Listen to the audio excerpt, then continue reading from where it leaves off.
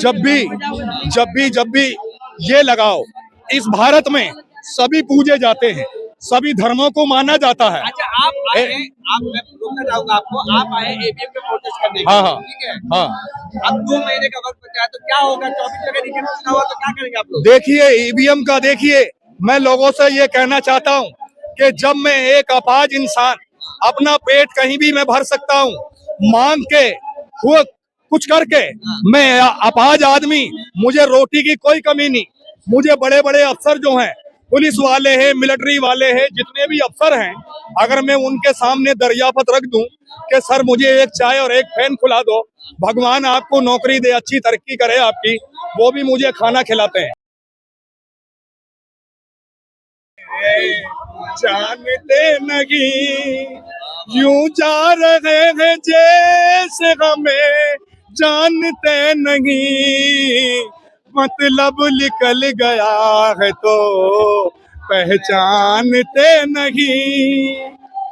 मतलब इसलिए से निकल गया क्यों कि इनने एक बात ये की थी जब ये प्रधानमंत्री के पद पे बैठने जा रहे थे कि इस देश के लिए मैं सब कुछ करूंगा, लेकिन प्रधानमंत्री बैठते ही देश के लिए इनने क्या करा?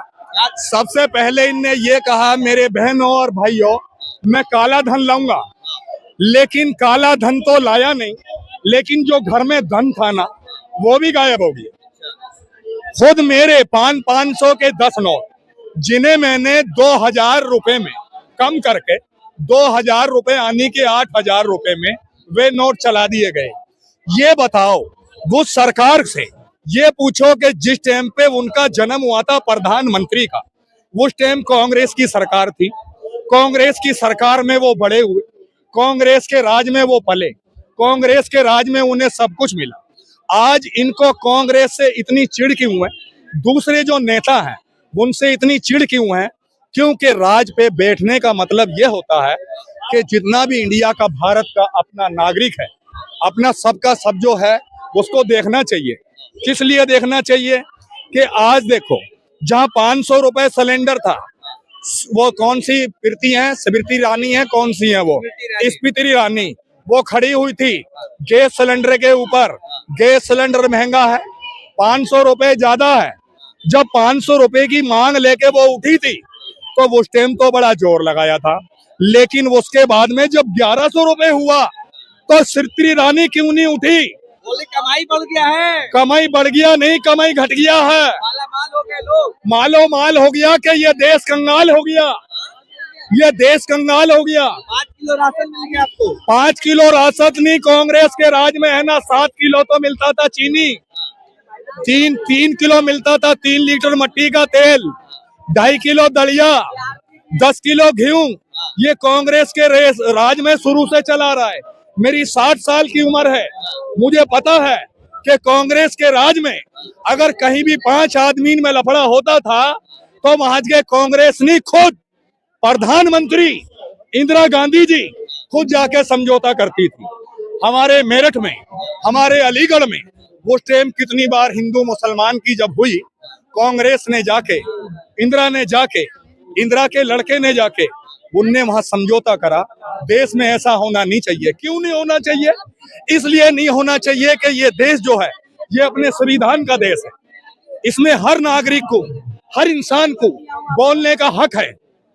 क्यों कि जब भी ये लगाओ, इस भारत में सभी पूजे जाते हैं, सभी धर्मों को माना जाता है। अच्छा, आप आए हैं, मैं रोकना चाहूंगा आपको, आप आए ईवीएम पे प्रोटेस्ट करने के हाँ लिए, हाँ ठीक है? हाँ। अब 2 महीने का वक्त बचा है, तो क्या होगा? 24 जगह ईवीएम चुनाव हुआ तो क्या करेंगे आप लोग? देखिए, ईवीएम का देखिए, मैं लोगों से ये कहना चाहता हूँ कि जब मैं एक अपाहिज इंसान अपना पेट कहीं भी मैं भर सकता हूँ, मांग के हुआ कुछ करके, मैं अपाहिज आदमी, मुझे रोटी की कोई कमी नहीं। मुझे बड़े बड़े अफसर जो हैं, पुलिस वाले हैं, मिलिट्री वाले हैं, जितने भी अफसर हैं, अगर मैं उनके सामने दरियाफत रख दूं कि सर मुझे एक चाय और एक फैन खुला दो, भगवान आपको नौकरी दे, अच्छी तरक्की करे आपकी, वो भी मुझे खाना खिलाते हैं, वो भी मेरी इज्जत करते हैं, तो हम फकीर हैं, हम मांग के चल देंगे। लेकिन ये कौन सा फकीर है, ये कौन सी स्थिति है जो फकीर बनने के बाद में 2 फुट में करे राज और जिससे हो जाए जनता दुखी। ये किस ग्रंथ में लिखा है? किसमें लिखा है कि अब की 400 के पार, अब की 500 के पार? ये कहाँ का आपने कौन सी ऐसी पढ़ी है ग्रंथ? कौन सी ऐसी आपने वो? मोदी जी ने ऐसा काम किया, राम राज ला दिया 400 पार। हम कह रहे हैं कि वो राम को लाया है और बाकी कहाँ छोड़ आया?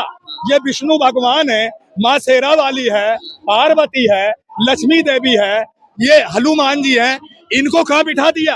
जो पूरे हिंदुस्तान में एक ही अफवाह फैला दी कि राम जी आएंगे और बेड़ा पार लगाएंगे।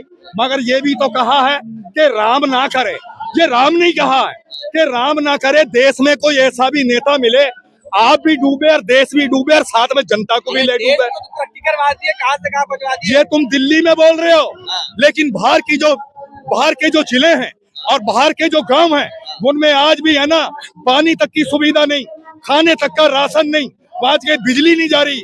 वहां के आप दिल्ली में खड़े हैं, आप दिल्ली में बात कर रहे हैं, लेकिन बाहर घूम के देखो, बाहर गाँव के अंदर